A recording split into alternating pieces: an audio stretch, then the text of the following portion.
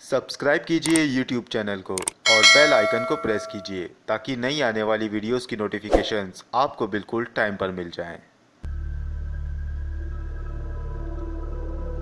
दिलावर खान ने बाहर का दरवाज़ा खोल दिया। दरवाज़ा खोलते ही उसने देखा कि लगभग एक 12 साल की बच्ची दरवाजे पर सहमी सी खड़ी थी। वो डर के मारे कांप रही थी। दिलावर खान ने तुरंत उसे अंदर बुला लिया और दरवाज़ा बंद करके उसे अपने साथ ले आए। दिलावर खान ने उस बच्ची से पूछा, बेटी तुम कौन हो और अकेली इस जगह पर कैसे पहुंची? इस पर उस लड़की ने नज़रें उठाकर रजिया और दिलावर खां को देखा। फिर वो कांपते हुए बोली, उन्होंने मेरे अम्मी और अब्बू और मेरे भाई को मार डाला। इतना कहकर वो ज़ोर ज़ोर से रोने लगी। दिलावर खां समझ गए कि उसके अम्मी और अब्बू भी दंगे में मारे गए हैं। उसने उसे चुप कराया और अपने पास बिठा लिया। उसने उसे कुछ खाने को दिया तो वो खाने पर इस तरह से लपकी जैसे कि वो कई दिनों की भूखी हो। उसकी ये हालत देखकर दिलावर खां को उस पर बहुत तरस आई। दिलावर खां अपने हाथ ऊपर उठाकर दुआ करने लगे ताकि दंगों से सभी को निजात मिल सके। दूसरी ओर अनवर अली और उनका बेटा और दया प्रसाद ये तीनों जंगल में बाहर जाने का रास्ता खोज रहे थे। आफताब को बाहर जाने का रास्ता मिल गया। उस रास्ते पर दंगाइयों का पहरा नहीं था। आफताब ने वापस आकर अनवर अली को उस रास्ते के बारे में बताया।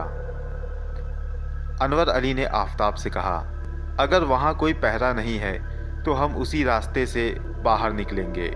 अब हमें चलकर सभी को तैयारी के लिए कहना होगा। अनवर अली दोनों लोगों को साथ लेकर उसी खंडहर नुमा हवेली में आ गए। वहां पहुंचकर उन्होंने दरवाजे पर दस्तक दी तो दिलावर खान ने जल्दी से दरवाज़ा खोला। सभी अंदर दाखिल हुए। रजिया ने अनवर अली से कहा, क्या कोई रास्ता मिला? इस पर अनवर अली ने उससे कहा, हाँ, खुदा के रहमो करम से आफताब ने रास्ता खोज लिया। हम कल ही उस रास्ते से रवाना होंगे। इतना कहते ही अनवर अली की नज़रें उस लड़की पर पड़ी जो थोड़ी देर पहले वहां पर आई थी। उन्होंने कहा, दिलावर ये कौन है? इस पर दिलावर बोले, ये कोई मासूम लड़की है बेचारी। इसके माँ बाप को कत्ल कर दिया गया है। ये बेसहारा बेचारी भटकते भटकते यहाँ तक किसी तरह आ पहुँची। अनवर अली ने एक बार फिर उस लड़की की ओर देखा तो उन्हें वो कुछ अजीब सी लगी, मगर थकान होने की वजह से अनवर अली ने उस पर ज़्यादा ध्यान नहीं दिया और वो सोने चले गए। धीरे धीरे दिलावर खां को भी झपकी लगने लगी। रात बीती और सवेरा हो गया। सभी रात को निकलने की तैयारी करने लगे और रात होते ही सभी उस जंगल से निकलने लगे। मगर न जाने क्यों उस रात आफताब को वो रास्ता ना मिल सका जो उसने एक रात पहले निकलने। काफ़ी देर तक इधर उधर उसी जंगल की ओर भटकते रहे, मगर आफताब ने जो रास्ता खोजा था उसे वो रास्ता नहीं मिला।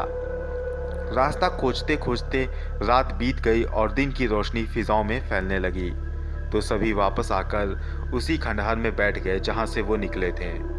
आफताब काफ़ी परेशान था।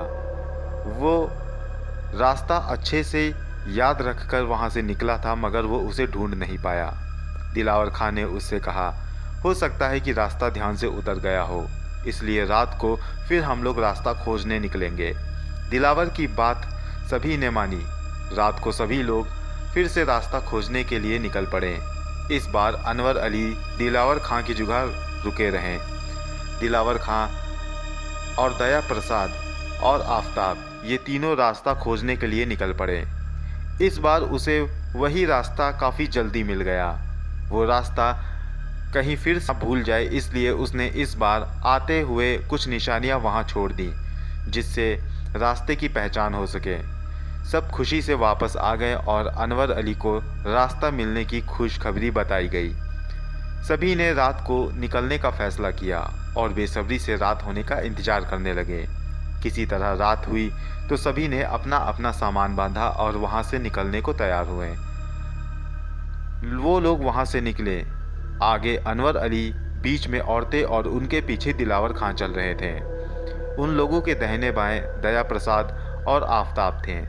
धीरे धीरे सभी उस भयानक जंगल को पार कर रहे थे कि तभी रजिया ने गौर किया कि वहाँ पर वो छोटी लड़की उनके साथ नहीं थी। रजिया ने सभी से उस लड़की के बारे में पूछा तो सभी भौचक्के होकर एक दूसरे को देखने लगे। दिलावर खां ने कहा, मुझे लगता है कि वो बच्ची उस खंडहर में रह गई है। इस पर उनकी बीवी बोली, मगर बाहर निकलते वक्त मैंने उसका हाथ अपने हाथों में ले रखा था, फिर वो कैसे निकल सकती है? पता नहीं उसने मेरा हाथ कब छोड़ दिया या मैंने उसका हाथ कब छोड़ा, मुझे इस बात का एहसास ही नहीं हो सका। इस पर आफताब बोला, हो सकता है कि वो हाथ छोड़कर डर के मारे भाग गई हो, वो इस जंगल से डर गई हो, वो हम लोगों के साथ ना जाना चाहती हो। छोटी बच्ची है, उसके मन में दंगों का डर काफ़ी ज़्यादा बैठ सकता है, लेकिन हम उसे यहाँ पर अकेला भी नहीं छोड़ सकते। हमें उसे यहाँ अकेला नहीं छोड़ना चाहिए। आप लोग यहीं रुकिए, मैं अभी उसे ढूंढ कर आता हूँ। इतना कहकर वो मुड़ा तो उसके पीछे दया प्रसाद भी चल दिया। अब आफताब और दया प्रसाद उस लड़की को खोजने उसी खंडहर में जाने लगे और बाकी लोग वहीं पर उन दोनों का इंतजार करने लगे। आफताब और दया प्रसाद उस खंडहर में पहुंचे और उस लड़की को ढूंढने लगे। उन्होंने उसे आवाज़ें लगाईं, मगर जवाब नहीं आया। वो लोग थक हार कर वहाँ से वापस आने लगे। तभी अचानक उसी बच्ची की सिसकियाँ उन दोनों के कानों पर पड़ी। वो लोग ठिठक कर रुक गए। एक पल के लिए तो वो सहम से गए, मगर थोड़ी हिम्मत बांधकर आफताब ने दया प्रसाद से कहा, यह आवाज़ तो उसी लड़की की ही है। इस पर दया प्रसाद ने कहा, हाँ मुझे भी यही लगता है, वो डर के मारे यहीं बैठी कहीं रो रही होगी। लेकिन अब हमें यहाँ से निकलना चाहिए, यहाँ रुकना ठीक नहीं है, इसलिए जल्दी से उस लड़की को ढूंढो। आफताब बोला, हाँ तुम ठीक कहते हो। इतना कहकर वो लोग रोती हुई आवाज़ की दिशा में उसे ढूंढने लगे। वो लोग धीरे धीरे बढ़ते हुए उसी खंडहर के एकदम पीछे के इलाके में चले गए। खंडहर के पीछे हिस्से में वो लड़की अपना सिर अपने टांगों के बीच में दिए हुए रो रही थी। आफताब और दया प्रसाद दोनों दौड़कर उस बच्ची के पास पहुंच गए। आफताब ने उसका हाथ पकड़ा और कहा, बेटी तुम यहाँ क्यों बैठी हो? चलो हम तुम्हें लेने आए हैं। आफताब का इतना कहना ही था कि उस लड़की ने अपना सिर उठाकर उन दोनों को देखा। उनके देखते ही वो दोनों खौफ से चिल्ला पड़े। वो मासूम सी लड़की अब एक खौफनाक शक्ल इख्तियार कर चुकी थी। जब वो अपनी जगह से खड़ी हुई तो उसकी लंबाई किसी आदमजात से कई गुना ज़्यादा हो गई थी। उसका सिर बंगले की छत को छू रहा था। उसके हाथ पैर काफ़ी बड़े हो चुके थे।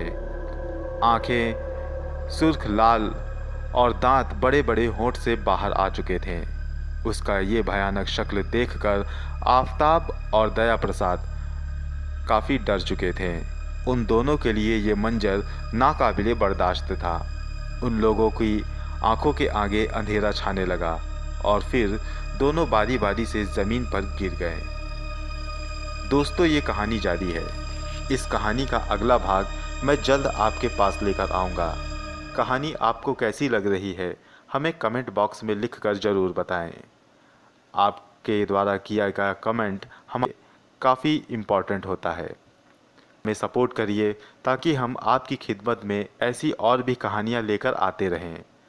हमारे चैनल रियल हॉरर स्टोरीज़ को सब्सक्राइब करें, लाइक करें और ज़्यादा से ज़्यादा शेयर करें।